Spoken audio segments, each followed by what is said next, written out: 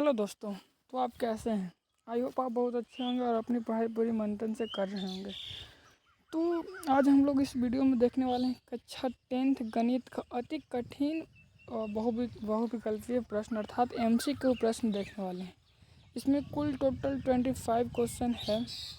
आपको इसको एक सेट की तरह देना है कि आपको कितना सही हुआ ये देखना है। यदि आपको कम से कम 50% या फिर 70% यदि सिलेबस समाप्त हो गया है तो आपके लिए यह वीडियो बहुत ही हेल्पफुल होने वाली है। तो चलिए आप लोग दोस्तों के पास शेयर कर दीजिए और हम लोग फर्स्ट क्वेश्चन की ओर चलते हैं। तो देखिए फर्स्ट क्वेश्चन क्या कहा जा रहा है। तो फर्स्ट क्वेश्चन आप लोग देखिएगा कि कहा जा रहा है, आप लोग देख सकते हैं कि फर्स्ट क्वेश्चन कहा जा रहा है कि यदि 1x + 1/x = 4 है then find the value of x³ + 1/x² का मान बताना है। ठीक है, तो ऐसे आप इसको सॉल्व ऐसे भी कर सकते हैं, दोनों तरफ LHS और RHS में क्यूब कर दीजिए, होल क्यूब कर दीजिए, फिर सॉल्व कीजिएगा तो x³ + 1/x³ का मान आ जाएगा। हालांकि उतना लॉन्ग प्रोसेस नहीं करते हैं हम लोग, यहाँ पे डायरेक्ट फार्मूला लगाते हैं। इसका फार्मूला होता है n³ - 3n, है ना। n³ - 3n अर्थात n³ n के मान 4 हो जाएगा, 4 के क्यूब कीजिएगा तो 64 और 3n, है ना। 64 में से 12 घटा लीजिएगा, 4 × 12 हो जाएगा, 12 घटाइएगा तो आंसर आ जाएगा B A, option number A हो जाएगा, 52 आंसर आ जाएगा। चलिए नेक्स्ट हम लोग क्वेश्चन देखने वाले हैं, वो है क्वेश्चन नंबर 2। तो क्वेश्चन 2 को देखिए, आप कहा जा रहा है कि यदि अल्फ़ा और बीटा x² - 8x + 15 = 0 के मूल हैं तो अल्फ़ा स्क्वायर प्लस बीटा के स्क्वायर का मान बताइए। बहुत ही सिंपल क्वेश्चन है। आप लोग जानते होंगे कि alpha square plus beta square का फार्मूला क्या होता है।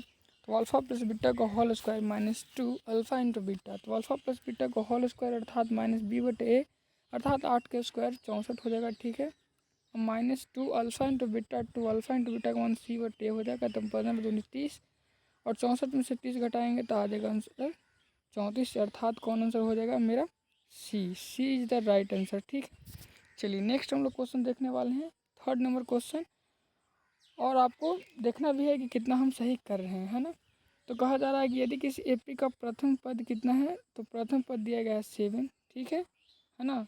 यदि किसी AP का प्रथम पद 7 है, अच्छी बात है, और सर्वांतर -3 है ना। सर्वांतर क्या है, -3 है। तो बताना इसका 25वां पद क्या होगा। बहुत ही सिंपल क्वेश्चन है और बहुत ही इंपॉर्टेंट क्वेश्चन है, कई बार यह रिपीट किया है ना। तो आप लोग देखिएगा कि हमको 25वां पद बताना है, क्यों पद बताना है, 25वां पद बताना है। ठीक है, इतना बार फार्मूला हो जाता है a + 24d, है ना। जितना है उससे a कम कर दीजिए और a + 24d, है ना। तो a का मान देखिए दिया गया है 7 और प्लस 24d, d का मान कितना है और -3 अर्थात 24, है ना। तो 24 3 72, 72 में से 7 घट जाएगा तो कितना बचेगा, तो 65, है ना। तो 65 ऑप्शन बी हो जाएगा, माइनस में बचेगा, option B is the right answer. चलिए नेक्स्ट क्वेश्चन हम लोग देखने वाले हैं, 4 नंबर क्वेश्चन, जो कि बहुत ही इंपॉर्टेंट क्वेश्चन है एग्जाम पॉइंट ऑफ व्यू से। कहा जा रहा है कि दो समरूप त्रिभुजों के क्षेत्रफलों का अनुपात। समरूप त्रिभुज किसको कहते हैं? समरूप त्रिभुज हमको साइड से समरूप हम लोग देख लेते हैं, एंगल से भी समरूप देख लेते हैं, साइड एंगल से भी हम लोग समरूप देखते हैं, है ना। समरूप कौन समरूप है, कौन समरूप नहीं है ना, ये सब हम लोग जानते हैं, त्रिभुज चैप्टर पढ़ते हैं।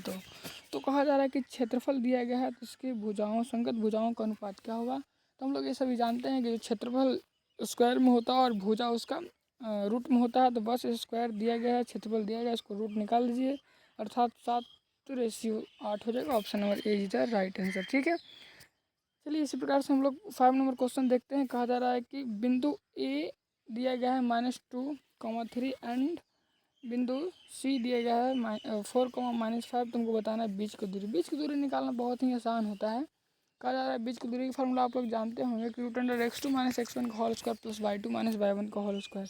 तो हमने क्या भी बोला, √x2 - x1, यानी कि 4 में से -2 घटाइएगा तो हो जाएगा 6 के होल स्क्वायर अर्थात 36, अब प्लस y2 - y1 अर्थात 8 के स्क्वायर कितना हो जाएगा 64, और 64 और 36 100 और 100 के वर्गमूल आसानी से निकाल सकते हैं, 10 हो जाएगा। तो 10 ऑप्शन कौन में है, ऑप्शन बी देखिएगा कि 10 है ना। तो option B is the right. Next हम लोग देखने वाले क्वेश्चन नंबर 6। चलिए क्वेश्चन नंबर 6 को हम लोग सॉल्व करते हैं। कहा जा रहा है कि sin theta plus cos theta equal to √2 है। sin theta plus cos theta equal to √2 है। तो sin theta into cos theta का मान क्या होगा। बहुत ही अच्छा क्वेश्चन है और कई बार ऐसा क्वेश्चन आता है। हालांकि इसको क्वेश्चन बहुत ही सिंपल आसानी से बना सकते हैं। देखिए कहा जा रहा है कि sine theta plus cos theta का मान √2 है। तो ये √2 कैसे आएगा? हम एक और थीटा का मान 45 रख लेते हैं। तो जैसे ही थीटा का मान 45 रखेंगे तो देखिएगा कि साइन 45 का मान 1/√2 हो जाएगा और कॉस 45 का मान भी √2 हो जाएगा, 1/√2। सॉल्व करेंगे तो मेरा √2 आएगा, है ना। यानी कि थीटा का मान हमको कितना रखना है? 45। तो 45 रखिएगा, साइन 45 का मान रख दीजिए 1/√2, फिर कॉस 45 का मान 1/√2 और 1/√2 गुना 1/√2 कीजिएगा तो कितना हो जाएगा? 1/2। Option C is the right answer. Next, चलिए नेक्स्ट क्वेश्चन है 7 नंबर क्वेश्चन। कह रहा है मान ज्ञात कीजिए, सॉल्व कीजिए। कह रहा है sine 60 degree plus cos 30 degree और बटन में है tan 45 डिग्री। तो tan 45 से अर्थात नीचे 1 है, उससे कुछ फ़र्क नहीं पड़ने वाला है, मतलब कि हमको सिर्फ उसको ऊपर वाला को सॉल्व कीजिए, आंसर आ जाएगा। तो साइन 60 अर्थात साइन 60 का मान होता है √3/2 प्लस कॉस 30 यानी साइन 60 यानी √3/2 है ना। एलसीएम लेंगे तो 2 और 2√3, तो 2 से 2 खत्म, मतलब कि ओनली √3 बचेगा, जो कि ऑप्शन नंबर ए में है। A is the right answer. Next हम लोग देखने वाले हैं क्वेश्चन नंबर 8 नंबर। तो 8 नंबर क्वेश्चन कहा जा रहा है कि यदि tan theta plus cot theta equal to 10/3 है ना, tan theta plus cot theta equal to 10/3 है, तो tan square theta plus cot square theta का मान होगा। बहुत ही सिंपल क्वेश्चन है। हम लोग कुछ नहीं, इसको दोनों तरफ वर्क करेंगे, आसानी से मेरा आंसर निकल के आ जाएगा। तो वर्क कीजिएगा तो tan square theta plus cot square theta plus 2 tan theta into cot theta हो जाएगा। और tan theta into cot theta का मान 1 होता है, यानी कि इसको में से आसानी से 2 खाली घटा दीजिए, है ना। 3 दूनी 6 और 6 जैसे ही घटाएंगे तो 10 में से 6 हो जाएगा, तो कितना बचेगा? 4, है ना। अरे यार, कहा जा रहा है कि tan theta plus cot theta का मान इतना है, तो हम दोनों तरफ वर्क करेंगे। अच्छा, इसका भी वर्क करना होगा ना, तो 10 के स्क्वायर हो जाएगा 100 और 3 के स्क्वायर हो जाएगा 9 और -2 कर देंगे, तो 9 दूनी 18। 100 में से 18 घटेगा तो कितना बचेगा? तो 100 में से 18 घटेगा तो बच जाएगा 82 है। 82/9 option B is the right answer. Option B is the right answer, है ना। चलिए नेक्स्ट हम लोग क्वेश्चन देखने वाले हैं। क्वेश्चन नंबर 9 कहा जा रहा है कि यदि त्रिज्या 14 सेंटीमीटर वाले वृत्त 90 डिग्री के हेक्टेयर का क्षेत्रफल, मतलब कि थीटा 90 डिग्री है, त्रिज्या 14 सेंटीमीटर है, तो इसका क्षेत्रफल क्या होगा? तो आप लोग जानते हैं कि त्रिज्य खंड का क्षेत्रफल क्या होता है। तो त्रिज्य खंड का क्षेत्रफल सिंपल निकाल लीजिए, थीटा/360 गुना πr²। तो थीटा का मान है 90/360 यानी कि 936 1/4 हो जाएगा, और मल्टीप्लाई πr², पाई का मान होता है 22/7, ठीक है। r² 14 गुना 14 दिया गया है, तो इसको कर दीजिए 14 गुना 14, है ना। सॉल्व कीजिएगा तो देखिएगा कि 1/4 था ना, तो 4 से 7 से काट दीजिएगा, 7 दूनी 14, 2 से काट दीजिए 2 मरतबे, 2 से काट दीजिए 11 मरतबे, 11 गुना 14 कीजिएगा तो आखिरी अंक तो 4 आएगा ही, 4 154 आ जाएगा, है ना। Option number A is the right answer. Option A is the right answer. Next हम लोग क्वेश्चन देखने वाले हैं क्वेश्चन नंबर 10, है ना। क्वेश्चन नंबर 9 हम लोग भी देखें, क्वेश्चन नंबर 10 देखेंगे, है ना। तो क्वेश्चन नंबर 10 को हम लोग सॉल्व करते हैं। कहा जा रहा है एक शंकु की ऊंचाई और त्रिज्या बराबर है। अच्छी बात है कि शंकु है, उसका ऊंचाई और त्रिज्या बराबर है, ठीक है। यदि त्रिज्या 6 सेंटीमीटर है तो इसका आयतन, तो हम लोग जानते हैं शंकु का आयतन क्या होता है। तो शंकु का आयतन होता है 1/3 πr²। पाई का मान नहीं रखना है, r² अर्थात 6 के स्क्वायर की जगह तो 36 यहाँ हो जाएगा, एच भी सेम है तो 6 हो जाएगा, है ना। तो 3 से काटेगा तो 12, 12 6 72, 72 पाई जा right answer. Option number C, option C the correct हो जाएगा। नेक्स्ट हम लोग देखने वाले हैं क्वेश्चन नंबर 10।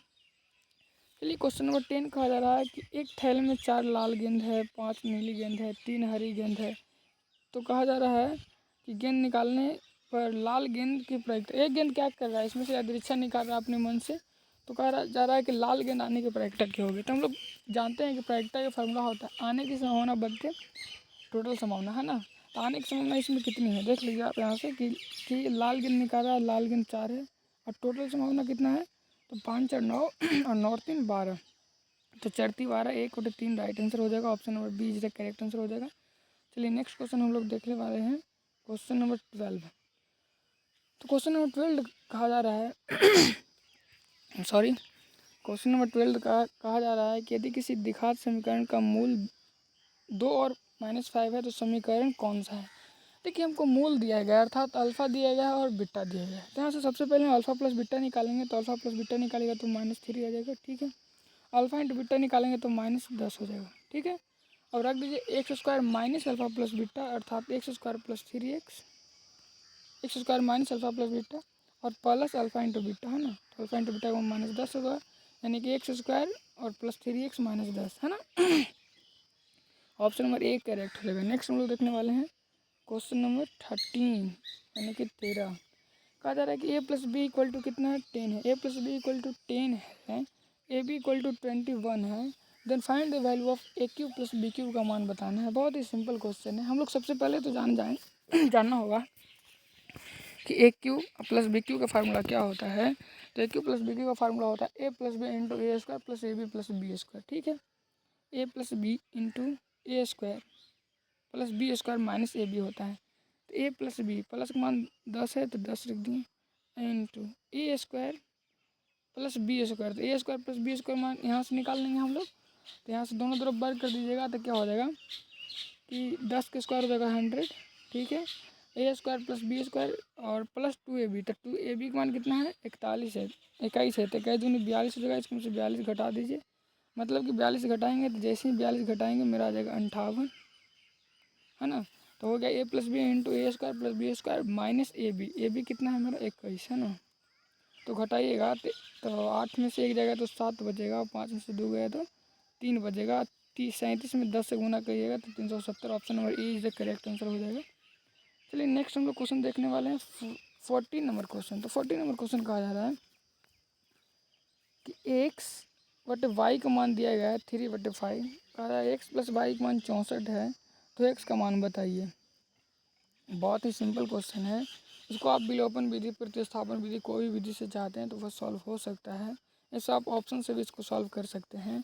कहा जा रहा है x/y का मान कितना है 3/5 है, और फिर कहा जा रहा है कि x + y का मान 64 है। तो मान लीजिए x का मान 24 होगा, तो x का मान 24 होगा तो 24 ऊपर रखना होगा, और बाकी जो नीचे बचेगा 24 और 36, यानी कि 24 और जाकर के 36 मेरा हो जाएगा कितना 60। काटिएगा इसको तो 3/4 5 आ सकता है, तो नहीं आएगा है ना, क्योंकि इसमें 5 नहीं है, तो ये ऑप्शन नहीं होने वाला है। हम लोग दूसरा ऑप्शन रख के देखें, 30 रख के देखें x का मान, तो ये मेरा हो जाएगा 34, जो कि भी ऑप्शन नहीं होगा। तो हम लोग 4th नंबर वाला रख के देखें, क्या x का मान लो कि 40 होगा, तो ये मेरा हो जाएगा कितना 20 हो जाएगा, है ना। तो 5 × 40, 5 × 20, ये भी नहीं आ रहा है ना। अब हम लोग देखते हैं 36 रख के देखते हैं, तो 36 ऊपर हो जाएगा x का मान, और नीचे देखिएगा तो 14 में से 6 गया तो 8 बचेगा, और 5 में से 3 गया तो 2, कोई नहीं आ रहा है। चलो हम लोग सॉल्व करके देखते हैं, यानी कि उस ऑप्शन में दिक्कत हो भी सकता है। तो यहाँ पे देखिएगा कि यहाँ अब लिख सकते हैं 5x माइनस, अच्छा 5x बराबर लिख सकते हैं कितना 3y, है ना। तो 5x बराबर 3y हो गया। इसको इधर लाइए, बिलोपर विधि से सॉल्व कीजिए। थोड़ा सा मेरे पास स्पेस कम है, फिर जो भी आंसर आएगा वो मेरा हो जाएगा आंसर। चलिए हम लोग 50 नंबर क्वेश्चन देखते हैं, है ना। इसको आप अच्छी तरह से समझ गए होंगे, क्योंकि इसको मैं आपसे क्या बोलते हैं स्पेस नहीं है, नहीं तो इसको हम सॉल्व कर देते हैं। बहुत ही सिंपल क्वेश्चन वो है। कहा जा रहा है कि 2 सिक्के एक साथ उछाले जाते हैं। सिक्का में एक होता है हेड, दूसरा होता है टेल। मतलब कि एक होता है, मतलब कि पैसा बोलते हैं, या दूसरा दिन पैसा भरा तो हम लोग बचपन में खेलते थे, है ना। तो कहा जा रहा है कम से कम एक हेड आने की प्रायिकता, कम से कम एक हेड। तो आप लोग इसको संभावना बनाना जानते होंगे कि 2 के पावर n, है ना। जे बार उछालिएगा, मान लो सिक्का है, तो सिक्का की टोटल संभावना कितना होगा। तो सिक्का में 2 पहलू होता है, तो 2 के पावर n। यही पासा है, तो पासा में 6 पहलू होता है, टोटल संभावना हो जाएगा 6 के पावर n। तो टोटल संभावना इसमें कितना हो जाएगा ये हमको बताइए। तो टोटल संभावना हो जाएगा 4, ठीक है। कम से कम एक कह रहा है क्या चीज़, हेड। तो पहले हेड आ सकता है, हेड टेल आ सकता है, तो इसको 3 वो आएगा ऐसे। कम से कम तो 3, एक यानी कि अधिक 2 भी हो सकता है ना। तो 3/4 option C is the correct answer. Next, तो नेक्स्ट क्वेश्चन कहा जा रहा है, देखिए बहुत ही अच्छा प्रश्न ये है। कहा जा रहा है कि यदि x² - 7x + k एक शून्य 3 है तो k का मान। अच्छा शून्य का आखिर कहते हैं किसको, शून्य कहते हैं एक तरह से उसका फैक्टर को, ठीक है। तो यानी कि इसका शून्य 3 है, इसका मतलब इसमें यदि इसका मान रख दें, 3 को रख दें, तो इसका मान टोटली 0 हो जाएगा। मतलब कि जैसे ही यहाँ पे 3 रखेंगे तो 3 के 9 -7 21, अब प्लस के इक्वल टू हो जाएगा 0। 11 में से 9 जाएगा 2, इधर यानी कि 12 इधर घटा दीजिएगा, माइनस में इधर आ जाएगा प्लस में। Option number B is the right answer. B मेरा क्या हो जाएगा, तो बी मेरा करेक्ट हो जाएगा। नेक्स्ट हम लोग देखने वाले हैं, वो है एपी का क्वेश्चन, जो देखिए कहा जा रहा है 17 नंबर क्वेश्चन कहा जा रहा है कि 17 नंबर क्वेश्चन कहा जा रहा है कि देखिए कि AP369 के प्रथम 20 पदों का योग। बहुत ही सिंपल क्वेश्चन है। सबसे पहले एन भी हमको दिया गया है ना, तो आसानी से एन बराबर फॉर्मूला रख सकते हैं NY2 into 2A plus N-1 into D। यहाँ से सॉल्व कीजिएगा, आसानी से आपको मिल जाएगा। इसको आप देखिए होमवर्क रखते हैं, इसको आप क्या कीजिएगा, कमेंट कीजिएगा, ठीक है। चलिए जो जो थोड़ा सा टफ लग रहा है उसको हम सॉल्व कर देते हैं। कहा जा रहा है कि सेक थीटा इक्वल टू इतना है, तो tan थीटा का मान आसानी से आप निकाल सकते हैं। बहुत ही सिंपल क्वेश्चन है ना। तो देखिए सबसे पहले बता दें कि सेक का फार्मूला होता है कर्ण बटे आधार, यानी कर्ण ऊपर वाला हो गया 13, आधार हो गया 5, यानी कि 12, लंब हो जाएगा 5, तो tan थीटा लंब बटे आधार हो गया 12, 5 बटे 12। ऑप्शन नंबर कौन हो जाएगा, ये इधर राइट आंसर हो जाएगा। नेक्स्ट हम लोग देखने वाले हैं, कहा जा रहा है कि बताइए x-1/x का मान 2 है, तो x² प्लस 1/x² का मान क्या होगा। आप इसको चुपचाप दोनों देने से वर्ग कीजिए, तो वर्ग इसी करिएगा तो a² plus v² minus 2ab, तो 2ab x कट जाएगा, यानी किधर आ जाएगा 2 का स्क्वायर 4 और 2 है ना, तो 4 + 2 कितना हो जाएगा 6। ऑप्शन नंबर ये सी हो जाएगा करेक्ट। ठीक उसी प्रकार से 17-19 नंबर क्वेश्चन भी वही है, सी हो जाएगा। 20 नंबर हम लोग क्वेश्चन देखने वाले हैं, ठीक है। तो 20 नंबर क्वेश्चन कहा जा रहा है बिंदु इतना और इतना को मिलाने वाले रेखाखंड के मध्य बिंदु आप निकाल सकते हैं। मध्य बिंदु का फॉर्मूला होता है x1 प्लस x2 बटे 2 प्लस y1 प्लस y2 बटे 2। आसानी से देखिएगा, जो ऑप्शन रहेगा वो मिल जाएगा आपको, ठीक है। नेक्स्ट हम लोग क्वेश्चन देखेंगे, आसानी से निकाल सकते हैं। साइन थीटा का मान दिया गया, लंब बटे कर्ण, आधार का मान cos बटे आधार, यहाँ से आधार निकालिए, बना दीजिए, है ना। नेक्स्ट क्वेश्चन हम लोग देखने वाले हैं 20 number question. tan 2 theta equal to इतना है, तो tan थीटा इक्वल टू इतना है, तो tan 2 थीटा का मान कितना होगा। तो जहाँ tan थीटा यानी कि 1/3 दिल, जहाँ tan है वहाँ 1/3 रखिए, यहाँ से tan 2 थीटा का मान आसानी से निकल जाएगा, है ना। नेक्स्ट हम लोग क्वेश्चन देखने वाले हैं, कहा जा रहा है कि इतना और इतना का महत्तम समावर्तक क्या होगा। महत्तम समावर्तक किसको कहते हैं, तो इसका HCF बेसिकली निकालने कर रहा है ना, कि देखिए इसको हम सबसे छोटा कॉमन फैक्टर, अरे मैक्सिमम जो ऐसा कॉमन फैक्टर निकाले इसको में जो दोनों में कॉमन होगा ना, तो इसको आप HCF आसानी से निकाल सकते हैं। 306 में इतना से भाग लगाइए, LCM आसानी से निकालिए, जो आएगा वो आपका आंसर हो जाएगा।